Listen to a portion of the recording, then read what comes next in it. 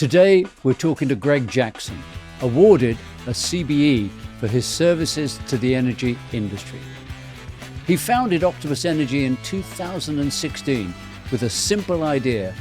Even in energy, you can build a company people trust. If you do something that's fundamental, as markets shift, as fashions come and go, what you do has always got value. But if you're chasing those fashions, the moment the world shifts, you've got nothing. As an outsider, he looked at an industry defined by poor service and low expectations and asked, why does it have to be built like this? So he fixed the basics using technology and clear pricing to put the customer first. It's a big problem we've got these days is it's harder to get bored. If you've got an infinite scroll and you've got like the relentless videos on YouTube and you can kid yourself you're learning something, when you get bored and your mind wanders, you find something to do, that is, I think, absolutely magic. In under 10 years, Greg grew Octopus from a challenger startup to the UK's largest energy supplier and incubated a multi-million-pound platform, Kraken, now a standalone company that quietly powers much of the industry behind the scenes. This is a conversation about creativity where you don't expect it, and what happens when a brand is built on behaviour, not just communication. If you're spending 20 or 30% of your lifetime hours at work and you're not yourself, it's the equivalent of losing 20 or 30% of your lifespan. So if we can allow people to be themselves, it dramatically improves not only what they are at work, but it's just a better life. And I want that for me. That's Greg Jackson. This is the Business of Creativity series, brought to you by Amazon Ads. Greg, first of all, thank you. This is amazing to be here in your office, just off Oxford Street. I'm doing this whole series on entrepreneurs starting their business, and most of them start with something that they are very aware of. What I think is fantastic about you is you changed the energy industry, but I'm just going to go back a little bit to the beginning. But there's another element that's quite consistent with a lot of entrepreneurs, in that a father died young, or they came from a single background, or whatever it might be. You were brought up by your mum. And do you think that, and it's a lovely story actually, I have to say, she must be so proud of your CBE. Well, I don't know. First of all, my mum is always one of those people that said, if you ever get a knighthood, you should give it away, right? Or refuse it or whatever, right? Now you've got a knighthood. I've only got a lowly CBE. But similarly, by the way, you know, my mum is sort of very socialist. And I think for a very long time, she was actually quite suspicious of me being an entrepreneur. Yeah. Plus, she's powerfully proud of all her kids. Lovely. And therefore, you know, honestly, other than the fact she's one of our customers, you know, I don't think it's really made much difference. Oh, so I think, sorry, this is a bit of an aside.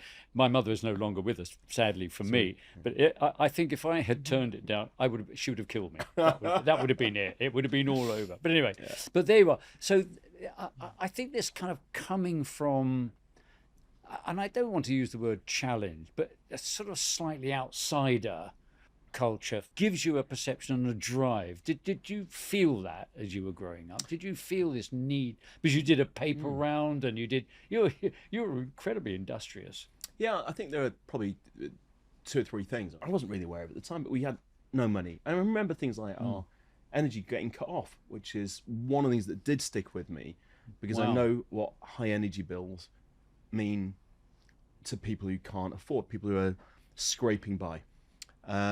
But that also meant that, you know, we weren't surrounded by, I think for some time we didn't have a TV, we didn't have a car. You know, if I bought a bike, I would buy a very cheap second-hand one and fix everything myself, and bought my first computer and used to tinker with it, fix myself, learned to solder, learned to make electronics, learned to write software. So I think there's always the time that you just, there was actually time to get bored and then get creative with everything. And that was fantastic. The second thing is no fear of failure. I think a lot of people I know have always kind of got this thing about, what if it goes wrong? And I think, you know, if you've got something to lose, that's actually sometimes a barrier. And maybe the third bit was just, you know, you used the word industrious there. And we talked about my mum. My mum and dad got divorced when I was 8. I don't think she had a proper job before. She'd been a housewife, and so she immediately had to start working in a pub in the evenings to keep to pay for the mortgage. But she then started studying by day, and then in her spare time, she campaigned for the causes she believes in. Anyone who's got kids knows that's hard work. You had all these other layers. She was just relentlessly doing stuff and being busy, and I think that really rubbed off that there's a world where you don't do a 9 to 5 and then get home and watch telly. You're just doing stuff. Yeah, and the other thing about that's interesting is that you realised. I would have thought in that situation, because I came from a very working class background, you realise the value that something creates. If you do something, you realise the value it brings, as opposed to a lot of people. I'll start a company and make a lot of money. So there's a sort of different drive there, a drive to create something that really does have value within it. Yeah, and there's a sense you could create stuff. And I think I had my first mains electric shock. Must have been around the age of 10, when I took a clock off the wall and wired it to a cassette player through the mains to create an alarm clock. And I learned the hard way that you want to get your electrics right. That's called a shocking experience, isn't it? Yeah. But it was that kind of always trying to create solutions to problems because you couldn't buy one. Yeah, and that inventiveness, and actually that is a part of creativity, that ability. I always say creativity needs bad weather. It needs kind of things that I've got to do something here. I've got to solve this problem. I say with my kids, a big problem we've got these days is it's harder to get bored. If you've got an infinite scroll and you've got like the relentless videos on YouTube, and you can kid yourself you're learning something, but if you had nothing, like when you get bored and your mind wanders, you find something to do. That is, I think, absolutely magic. Yes, it's distraction versus invention, isn't it? You're just constantly distracted, and you're quite right. People think boredom is bad. It's not, actually, because it actually allows you to think about things and then go, I've got to do something about this. Well, for what it's worth, I mean, before we started Octopus, I'd built multiple businesses, and I'd sold one where we'd made enough money that I didn't have to worry for at least for a while, but it wasn't like I'd done my forever thing. And I ended up spending maybe a year or two, I sort of describe it, in the wilderness, working out what to do next. And actually, that process involves getting really bored to the point that you get properly creative again. And then think about, now what do I do? Yeah. But just going back again, so therefore you went to Cambridge, you got a job at P&G, I understand. Yeah. That's right. And you were there for about, 4 years? Exactly 4 years, almost to the day. Yeah. And it's interesting, actually, because coming from advertising, P&G for us was very corporate, wasn't it? It had a rule book and everything. And creativity there are no rules. Right. So how did you survive in that environment? First of all, I mean, look, it was a company that from the outside was very admirable. And working for it was, a remarkable experience in that I learned a tremendous number of very highly disciplined things. I always knew I wanted to be an entrepreneur. And I kind of thought it was good to learn rigorously, sort of in a business first. So I only thought I'd be there for a couple of years, but it's very addictive. And by the way, it's addictive for things like, the way that the annual review would work. Just as you're getting a bit ready to go, you get this kind of moment of validation, but the bar being set a bit higher, so you kind of want to challenge yourself. Anyway, and you're being judged by these other people that you respect. It's very addictive. For me, I loved it, but it taught me some things I didn't want to do as well. One of the others, it gave me this real, sort of sense of how process that's designed to create better results can actually create worse ones. But, my job was, in theory, to get ads produced or get pack copy and things like that done. To change the copy on a pack, I think took 13 signatures. And so you start off with some really great copy. Yeah. And you go and see great lawyers and the compliance people and the R&D people and everyone else. And every one of them, of course, they're sitting there all day with these pushy young executives coming, demanding a signature. And so they want to add value. And so everything gets butchered. And it's brutal because when one of them changes, you have to go right back to the beginning again. Then you start all again. So process, like to write the pack copy, a moment of inspiration could take a minute, a day, a week, whatever. Getting signed off might take literally a month. And during that process, you stop caring about the quality of what you've done and the holisticity of it, and you just care about getting another signature. Yeah. When we started this company, for example, not long after, I remember we recruited a wonderful CMO who came from a large enterprise. And she said, where do I get sign off? And I said, well, you're the CMO, you sign it off. You signed it off. And she said, what about legal and compliance? I was like, look, first of all, you think it should be illegal. It could be illegal. You probably shouldn't be doing it. If you're not sure, you can always check with a lawyer. But you're going to choose. You're not going to be forced through that sausage machine process. And that was kind of the thing where I learned a lot of P&G that I loved, and I also learned a lot I want to do different. You know, I started my first job in advertising was not at a very good, big American advertising agency. But I was so pleased I did, because it taught me so much about what you shouldn't do. And they were effective for a very long time. But I should say, P&G, like, I mean, it was a company where I also learned the value of integrity. Totally. For example, if we said a product was better, it had to be better. I love that. And that's about the thing I respect for them is the products had to perform. Totally right. There was no bullshit. And in many ways, I learned a form of marketing there, which is definitely carried into here. Yeah. Which was rather than just creating any old product and then trying to put a pretty wrapper on it, you start off by thinking, what do I want to say about a product? Now let's go and make that product real. And only when it's real will we launch it and run the advertising. And I think that really creates something like that's much deeper. And it fundamentally means you do create stuff that better meets people's needs. And then, of course, you know, get it to them. Get it to the market. I mean, I do think that's one of my criticisms of marketing, that it's become, in quotes, so clever that it's actually selling stuff that we shouldn't be buying because it doesn't actually work. I'm going to skip forward because it's so... And then we come to this moment when you think energy. And you know, you have to go, that is one hell of a leap, because you're going into an industry that is huge. So what was it that made you go energy? Well, first of all, I should say, look, there's that. If you work in multiple sectors, which you often do in sectors like marketing, advertising, you get to learn loads of industries. Yeah. And you begin to learn the things they've all got in common. Yeah. And I think that gives you real confidence that says, like, you begin to understand how a generic sector works. My previous business built enterprise software, and you really learn about the innards of organizations and the processes that are necessary to do things like processing payments or managing customer data, all that stuff. And so I think the first thing is a lot of the negative experiences you have in energy are because it has bad systems.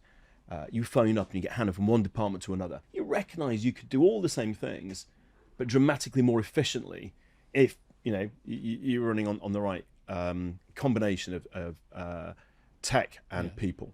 I think the second thing was my personal experience in energy had been universally negative. You know, I'd moved into a house, I'd finally opened a bill, it was astronomical. I phoned up the energy company and they halved it near enough. And I said, well, how can you do that? And they said, well, you didn't have a contract with us, you just moved in. And I was like, okay, I get that. Anyway, a couple of years later, I finally opened another energy bill and it was astronomical. And I phoned them up and they said, oh, well, they near enough halved it.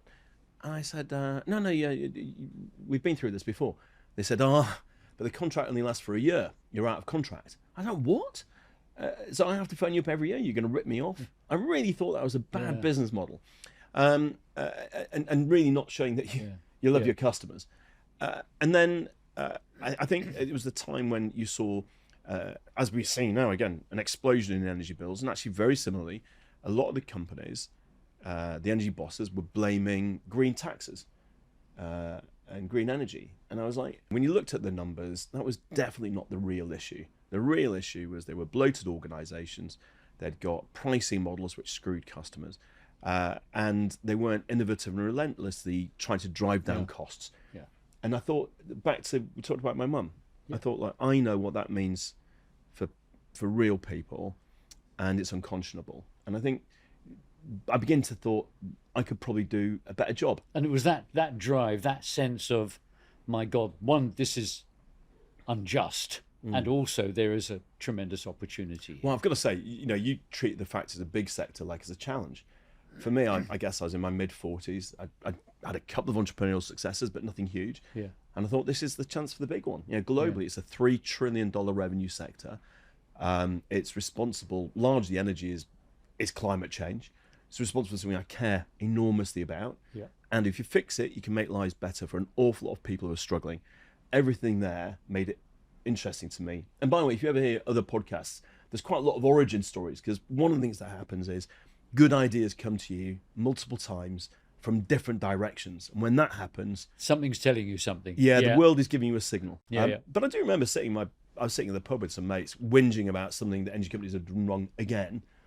And I said, look, one of them said, well, why don't you start one? It's almost like the challenge of that might well have been the spark and the primordial soup of ingredients that made it happen. And the value of conversation, the value of a pub. The value of a pub and a pint. And pub and a pint. I mean, there it is. We should rename it the pub and a pint. And of mates who are always poking each other. Yeah. I think one of the great things today in with digital technology and how social media works, it's actually quite easy to start a company. Yeah.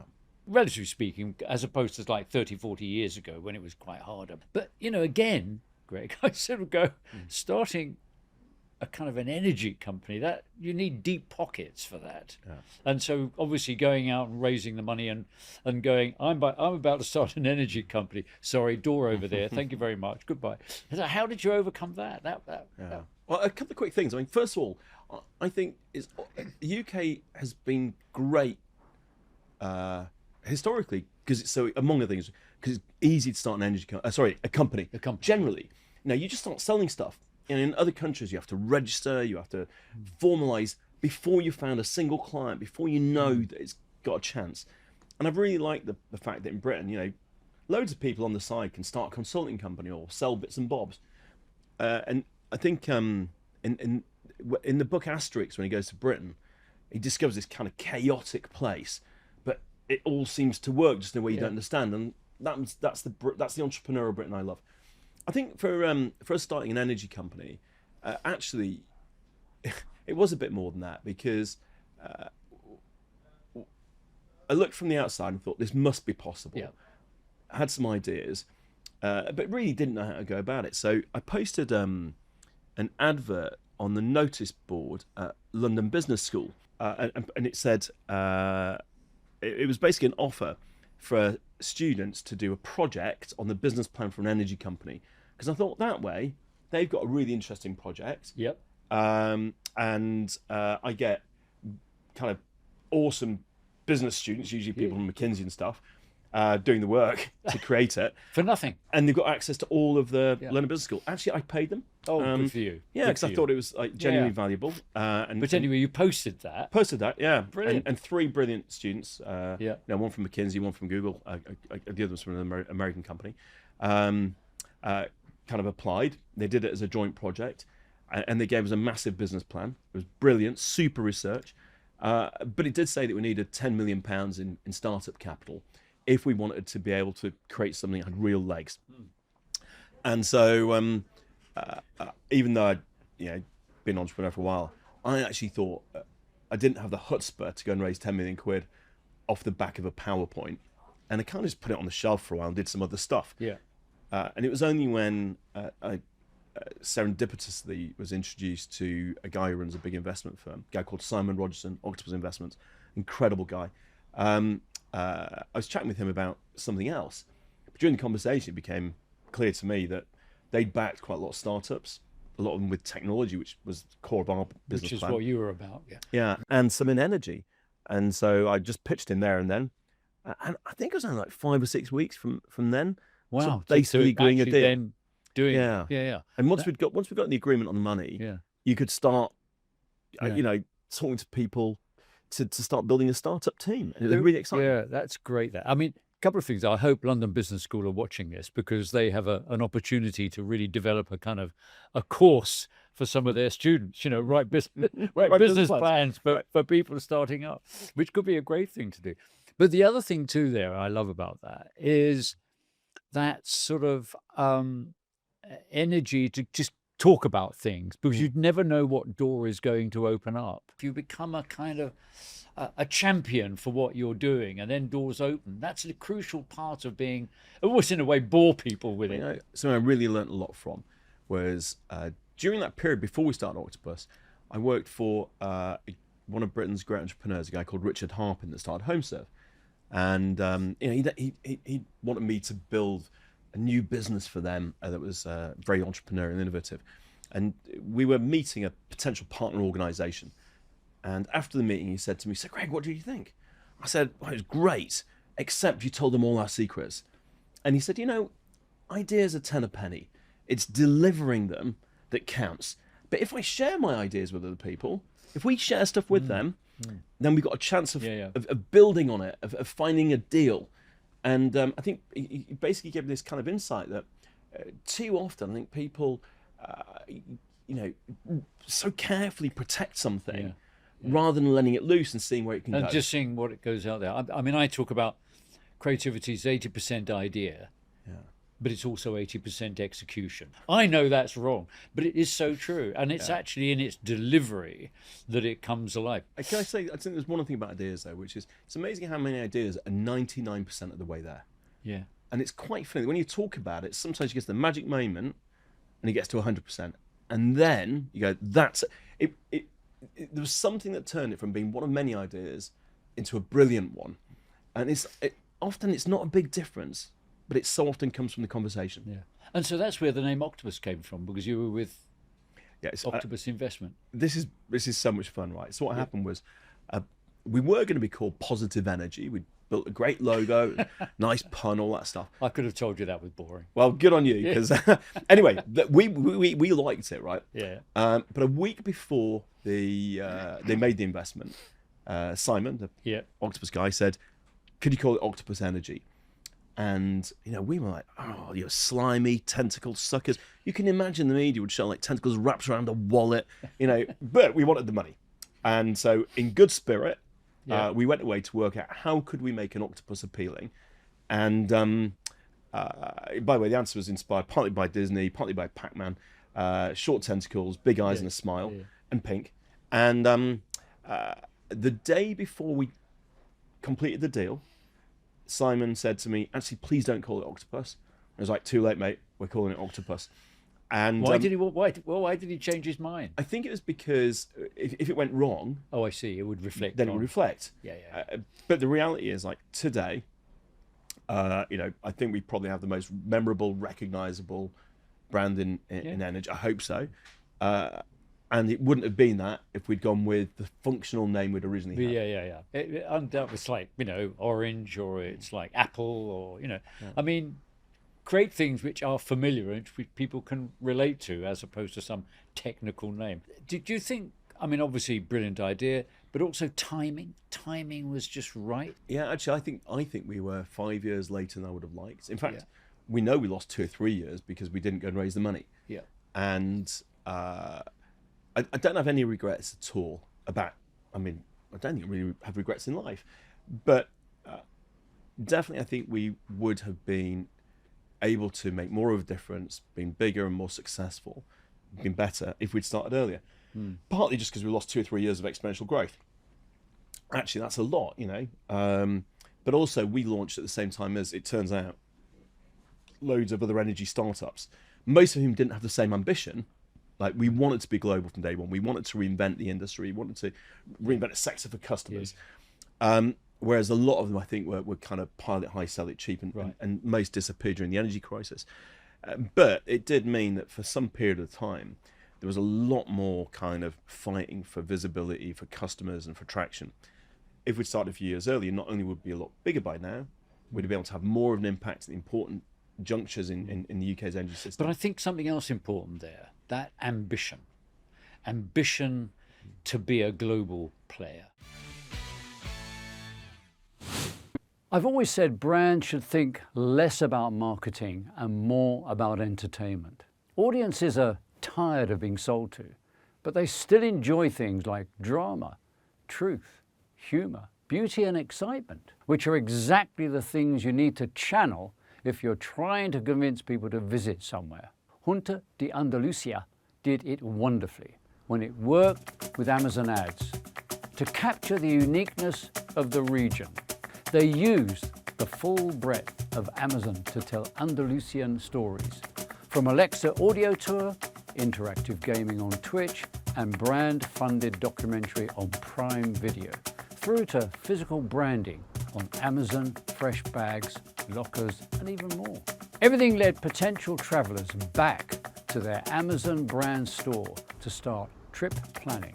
You know, in just 1 month, the campaign engaged nearly 17 million people in the region. It's just an incredible region to explore and hopefully to keep exploring. So, don't try to sell, try to inspire. Learn more about custom campaigns with Brand Innovation Lab at advertising.amazon.com. People in business don't have that sense of ambition. This is where I'm going to change the world. Yeah. I'm going to change the world with this. So you come out of the gates, you maybe were a bit late, but doesn't that hone you a bit more? Doesn't that make you a bit hungrier, a bit more kind of, wow, we've really got to sort of focus on what we are, what we stand for? I think we're always in a hurry. Yeah. It really put us in a hurry. And in a way, there is a bit which says, look, I mean, if businesses are honest, most businesses would rather have no competition. But also, equally, I've learned over time that competition can make you a lot better. Partly because it raises your standards. You have to be better than the other people to win customers, to hire the best staff, you know, to get investment. Partly because you learn from them. Running a race, isn't it? I mean, you run faster if there's somebody behind you. Well, you know, I often use that example, actually, John. And I think there's good competition and bad competition. So the good competition, stuff that spurs you on, and we definitely had that. I think what I've found in the world of energy is there's also bad competition.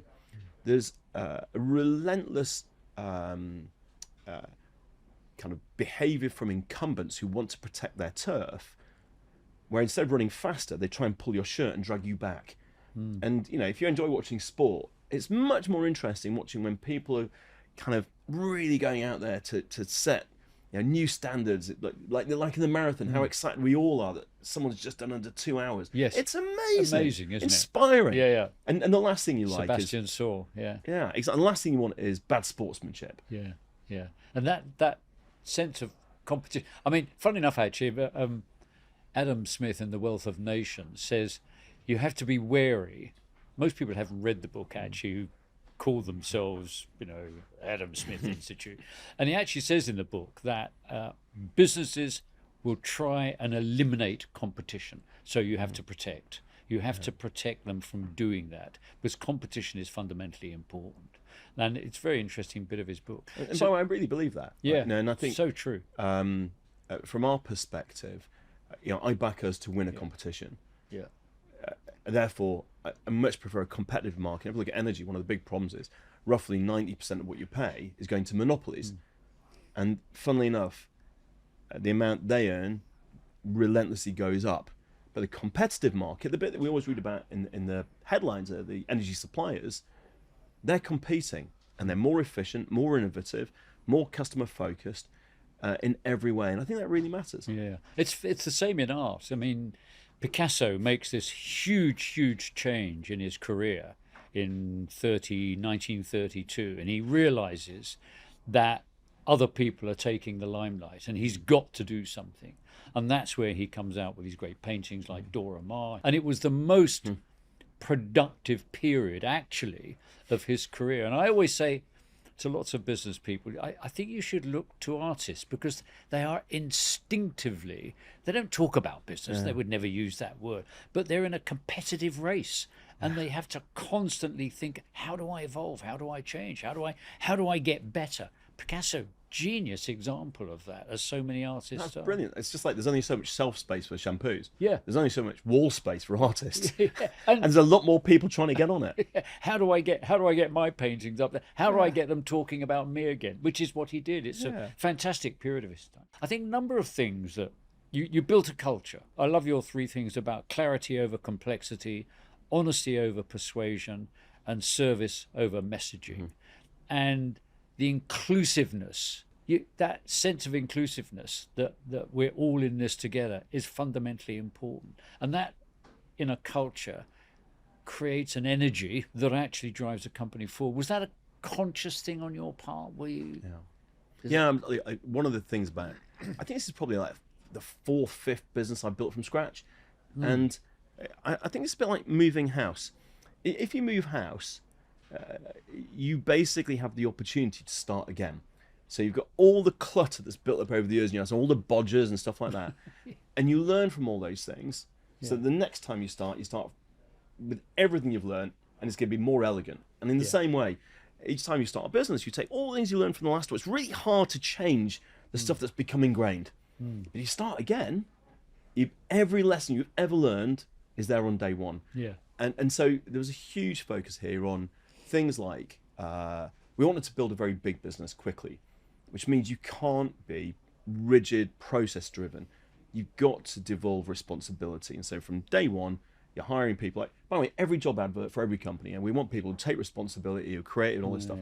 And then the day you turn up at work, there's a list of rules. You're not allowed to take responsibility for anything. They don't want you to be creative. Sign off. Yeah, and we said, like, we are going to be, like, a job ad will say that, and then we really mean it. And day one, when you start, that's what you're going to experience.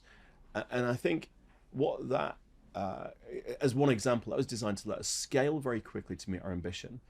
But also, there's a personal thing for me, which is, you know, you spend, I don't know, 20% of or 30% of all your living hours at work. And when I was at P&G, one thing, and as I say, it's a mixed picture. One thing was you basically hung your personality up at the door, and from the moment you arrived at work to the moment you left, you were not being yourself. You were executing a series of strategic decisions according to a rule book. And I wanted to be, to me, that's like, if you're spending 20 or 30% of your lifetime hours at work and you're not yourself, it's the equivalent of losing 20 or 30% of your lifespan. So I thought if we can allow people to be themselves, it dramatically improves not only what they are at work, but it's just a better life. And I want that for me.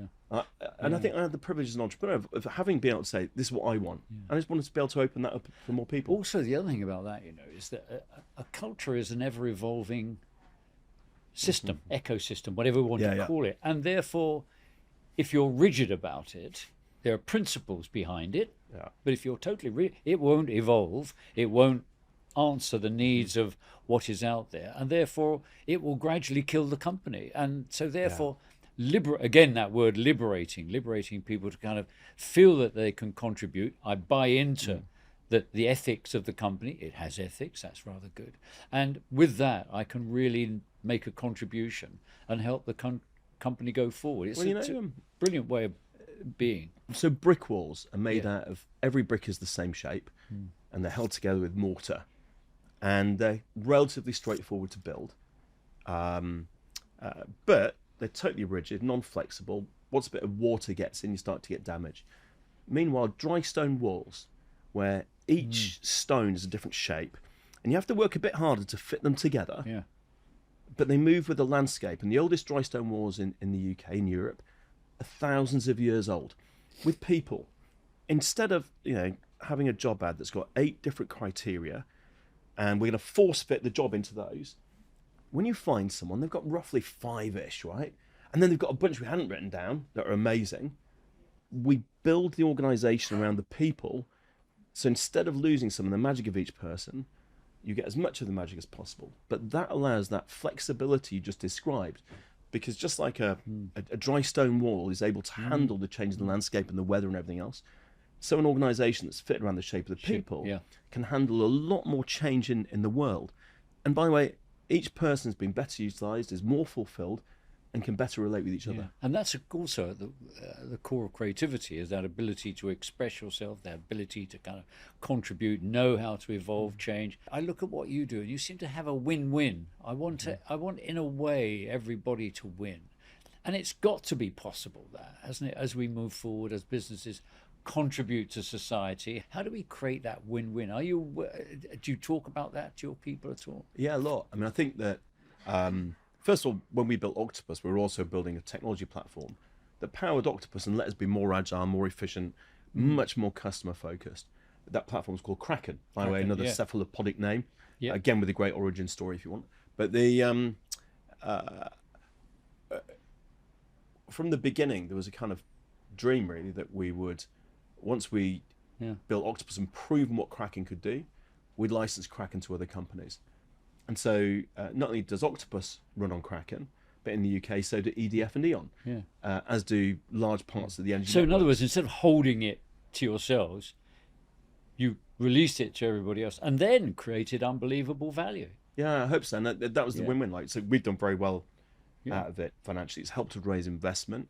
It's helped us recruit great people and deliver amazing things for customers. But the reality, for example, back to the conversation we had about ideas earlier. In technology, once one company's done it and it's made a difference, others realise it's worth investing in. Well, if we prove that technology could change energy, I'd rather they bought it from me than from someone else. From someone else. Yeah. So there's kind of pragmatism there. Yeah, lovely. I think actually, isn't Kraken come from a John Wyndham book? Kraken Wakes, was that a science fiction book? And I think originally it may have been I think it's the name of the Monster of the Deep in Pirates of the Caribbean, and maybe even in Moby Dick.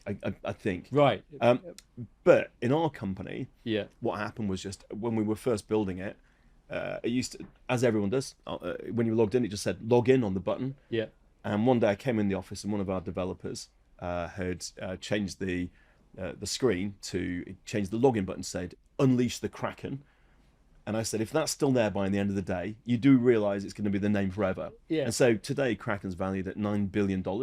And his name came from a software developer having a bit of fun. Having fun. Yeah. Well, wasn't that wonderful too? Please, can you have fun? Exactly. And that's where you enjoy, you release energy, you kind of do things. And people look at fun as something to be kind of, we shouldn't be doing that. We've got to be serious. And we forget the power of humour, we forget the power of fun. So to tell you what the team do, and you may have come across the concept of Easter eggs in, typically in video games, right? Hidden surprises. Yeah, hidden surprises. I don't even know what they are, and I don't know how many there are now. But at one point, I knew of 140 different Easter eggs in Kraken. Not only when we use it for ourselves, but when we license it to others. And one thing Kraken does is during a phone conversation, it records it and transcribes it. It's available forever. Turns out 1 in every 8,888 Octopus numbers, it Lots replaces the transcript with celebrate and have a good time, the lyrics and the music. I was demoing Kraken to a globally important energy company, and it happened to be one of those occasions. And I said, let's look at the transcript. and I had no idea. Very serious energy. Everyone loved it. They it's loved great it. fun. Of course they do. People don't think they do. But again, going back to this thing, and the thing that I love too was that you didn't just build a company, you built a movement. And I talk about brands and companies as being movements and why that is important. If you go back and you look at, say, someone like Apple, when their heyday, they were building a movement. You look at Nike, they built a movement.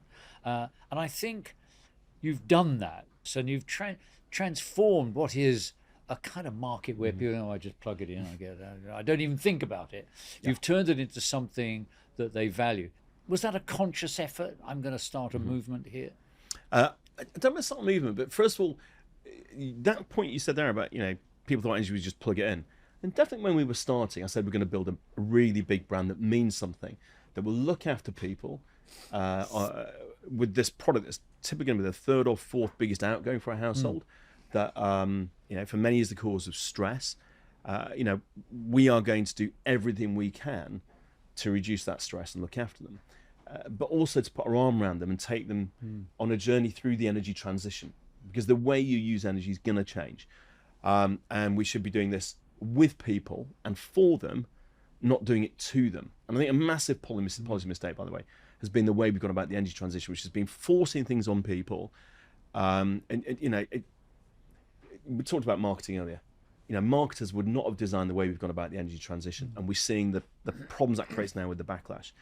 But when I was saying we're going to create a brand, people say, but with energy they just want the lights to come on. Yeah. And it's like, look, I don't know, look, Evian, forgive me for this, but it's just fucking water, and yet people pay 700 times more than they do for tap water. They've created a brand in something where if you tasted it, you couldn't tell it was different. Now, if someone's going to spend the best part of £2,000 a year on our service, the one that enables everything they do at home, from watching TV to charging their phone to doing the washing, and is responsible for climate change. If we can't create a brand there that means something, we don't deserve to have this business. Of course, the big question, there are lots of big questions actually. Hugely successful, growing big. What happens when Greg is less kind of able to be across the business? Moving from a startup culture to a corporate culture, which it will happen. Well, I mean, you've built businesses too, and one of the fun things building a business is when you start off, there's like a handful of you, and you will be told by people who've never done it before, like, when it gets to 50 people, it'll change, and when it gets to 100, you'll have to do things different. When it gets to 200, you won't know everyone anymore, and you'll really, have to formalize, and we go through all that. Today, Octopus is at 12,000, and very little has changed. Similarly, by the way, on the customer basis, they said, you've only got good customer service because you've only got 50,000 customers. Anyone can do that. And then, you get to 1 million. And it's like, oh, yeah, but it only works, because you've got early adopters. You get to 8 million, representative, a third of the UK, 29% UK households. And, yes, but it won't work in other countries. We've got 4 million other companies growing. First of all, if you're building businesses, have confidence, not arrogance. You definitely have to learn and change on the way. But when you will hear the phrase time and again, usually from people who haven't done it, saying, what got you here won't get you there. And I'm like, well, it got us here, right? It's probably it's the first place I'm going to look. And there'll always be a thing about, and then you'll need to, become more and more process driven. Well, actually, no. We've done a whole load of things which are designed to enable our teams to keep taking responsibility now as they did when we were very small. And that bit about Greg, I don't just want a job. I don't just want to run a big company or whatever. I care passionately about the way in which we do it, and for as long as I'm around, I'll be a guardian of really, really loving our customers. By the way, we don't always get it right, but we really try. And of making sure we're doing it in the right way by the planet. We're a business, not a charity, so we'll do all of that whilst creating tremendous value for our shareholders. They back us to do more of it. That's what I'll guard. I used to be the spokesman for the company, and you'll now find there's probably 10 of our senior people out there talking all the time. And we're relentlessly shining a light on others that aren't necessarily senior, but represent bits of what we do. And I think it's almost like blowing dandelion seeds. The phrase we use internally for it is the tower crane. So if you've ever seen the way a tower crane works, there's big ones on building sites. Yeah. Essentially, they build themselves. So you'll have a normal crane will hoist the first couple of sections in, stick the top on, and then it will lift up another section, bring it into the tower, lift itself higher, and it'll just do it repeatedly. And we do that with our people. So each level, if the business gets bigger, I've got a bigger job, but so does everyone else. And that's the way you're... I think also, I would say, that sense of embedding storytelling into the organisation about how you do things, why you do things. Mostly when founders go, companies go into decline. That's a reality. It happens all the time. I recently gave a speech and said, it's interesting that. And didn't happen to the Catholic Church, did it? The founder dies. I rose again after 3 days. But they understood how to storytell, how to keep the culture going. And I think organisations can learn from that, learn from how other people do it, so to speak, and that keeps going. But I think your storytelling and that fundamental belief in who and what you are is the way it goes forward. Well, John, I was going to do one quick thing on that. Go on. There are 2 fixtures in our week, right? Monday morning, management meeting. 200 pages of data and on the performance of the business, because relentlessly delivering is critical to what we do. So that's very, very left-brained. Friday, 4:15 p.m, a session we call family dinner. There's no family. We're not a family, and there's no dinner. But Carphone Warehouse wasn't Carphone, there's no warehouse, so it's fine. Don't worry about it. Although there are drinks, but we get the whole company together, and we do it via Zoom. You'll have thousands of people on a Zoom call, and I will typically lead it, talking about the stuff that's happened this week, that we've innovated, where we've looked after customers, where there's been events in the news which we've either driven or been part of, that have helping drive our mission further. And family dinner is a fixture. We're 10 and a bit years into the company. It's half an hour, 45 minutes every week. It's chaotic. It's not a corporate presentation.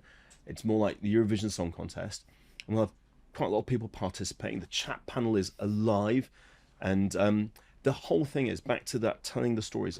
And in fact, back to your Catholic church. Yeah. This is our equivalent of the church service. Yeah. I will lead the sermon, and a few people Once will a do week readings. you have to go. Yeah. They knew it. They built the greatest brand in the world. But it keeps the culture together. That's the important thing. It's how you keep it together. And instead of diktat, it tells stories that people can find their place in and buy into. Have you written down the thoughts of Greg Jackson? No, what I've thought was we could feed. We've got 10 years worth of family dinners. Could feed that into AI, and we'll get a great book out of it. I think you should.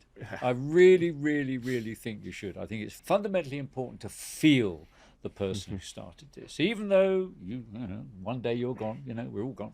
A couple of things I wanted to say. One is that it strikes me that so many organisations talk about making money. Yeah. Look, profit fundamentally important. It liberates you. But actually, businesses who start out, we want to build a company and sell it for a lot of money very quickly, begin to make lots of bad decisions. Yeah. And I've always said, money has a voice, but it doesn't have a soul. And unless you actually put something into your company that has a higher purpose, you won't really achieve great things. And it strikes me that I feel that here at Octopus. It's about the purpose. The money will follow. Yeah, there's a great book by a guy called John Kay.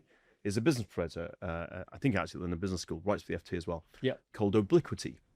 And the subtitle is How Our Goals Are Best Achieved Indirectly. And he says this, and he points out, you've got a company like ICI. It was a great British company, spent 100 years employing the best scientists to drive forward innovation, and in doing so, create communities and a business that flourish.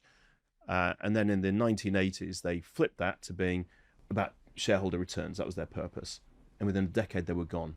The rational explanation for this is if you do something that's fundamental, then as markets shift, as fashions come and go, what you do has always got value. But if you're chasing those fashions, the moment the world shifts, you've got nothing. Yeah. And so really trying to think through, to what extent are we building something that's really fundamental, genuinely looking after customers, understanding everything about them. That served us very well during the energy crisis when we were already a customer machine and they really needed support, and that's what we were there for. But I think, and really thinking hard about the cost of energy, and I think that helped us build a much stronger business, so be even further ahead of other companies during that period. And then the other things like the energy transition, the fundamentals are energy causes climate change, our current way of doing it. Climate change is disastrous for the planet. It may be inconvenient, but it's true. But the technologies to tackle it are now here. And if we can build real customer value, great products and services using those, we are far more likely to be a part of the future than if we, for example, heed the Trumpian words of drill, baby, drill. I cannot end this without asking you, because everybody will be going, well, what about the future? Where does the future of Octopus go? How do you see it? Well, I think, first of all, look, we're quite big in the UK in energy, but globally we've probably got like roughly 2% market share. Yeah. That suggests a lot of room for growth. And then if we look at the way energy is changing, only about 5-10% of UK homes have got any form of low carbon technology: electric car, electric vehicle charger, solar panels, battery, heat pump, and of course the same applies with businesses. And then we can look at that picture globally. Now, all the innovations in things like EVs mean that there's incredible opportunity for us to find ways to enable customers to move into that world while saving money and having better sort of better things in their life. Yeah. So here's an amazing thing: by charging electric cars smartly, i.e., squirting electricity in at the times it's cheapest and greenest, it's currently 7 times cheaper to drive an electric car per mile than a petrol car. 7 times cheaper. I'd like people to remember that. It's 7 times. If you plug in, have your energy at a if you let us charge it at a comparative 7 times cheaper. That is phenomenal, isn't it? And so imagine like the preconception has been EVs are more expensive. Now today the hardware is roughly the same price and it's coming down every year, and we can provide the fuel in a way that's just totally transformative. That's just one example. We work with house builders to build homes that we underwrite will not have energy bills for 5 or 10 years because of the combination of those technologies. So you're looking at all of those things, all of the way the future for you is this development of how energy is going to be used, how we provide it, and the way it's going to work across this vast number of experiences, and is a kind of, actually in many ways when you talk about that, when you start thinking about it, it's a very exciting future, isn't it? You imagine that exciting today, futures. The Chinese state oil company are forecasting that by 2040 China will have no filling stations. Now to me, I look around as I move around the UK, look at every filling station, imagine that sooner or later all the energy that comes through there is going to go in through the wires in your house, some through public charging, some at work. Total system change. I quite like to be part of that. In fact, I quite like to be driving it. Indeed. Well, I think I've got a funny feeling, Greg, you will be, which is, I think, very exciting. Listen, unbelievable. Congratulations on what you've done. It's been a real pleasure to me. Thank you very much. Well, honestly, an honour for me to meet you. Oh. If you want to explore how creativity can work for you, head over to thebusinessofcreativity.com. See you next time.